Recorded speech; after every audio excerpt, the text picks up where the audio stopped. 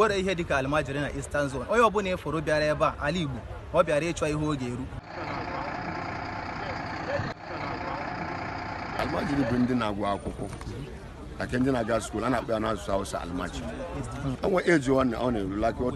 like onwe eji mmadụ ga-anọ ị gaghị azakọ na Almajiri because ọ na-enwe eji like otu anọ ya na-aga school ebe ndị na n'Igbo onwe otu eji ga-eshiru ị ga-ekwusi ịga school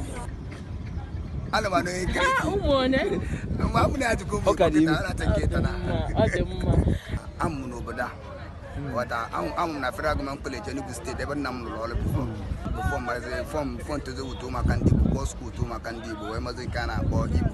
ndị ọba na-ekwu ndị Almajiri ha na-atụ achị maka ịmara kịta bụ eze ha kwụsịgo homa bọs ịbịa from north to east so emezi kịta ndị shishọ na-akwesịghị iso moto wee bịa ndị kwesịrị iso wee bịa chọọ onye a ga-eri wuto ma but ha bazie isoro ịbazi homa bọs abazie trela so eme eji afụ some people ga-anọ n'eri trela ụmụ ndị ga-egwu efi ụta like iwe nwanne na-ere efi nwanne gị okechiri igwere efi ụta ichekwu na nata east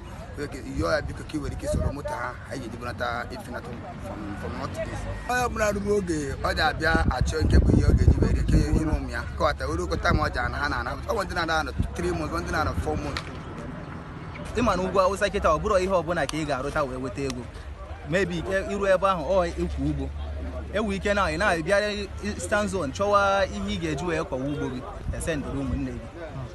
so ya mere ha ji agbadata ebe a ihe mere eji afụ ha bụ maka lockdown a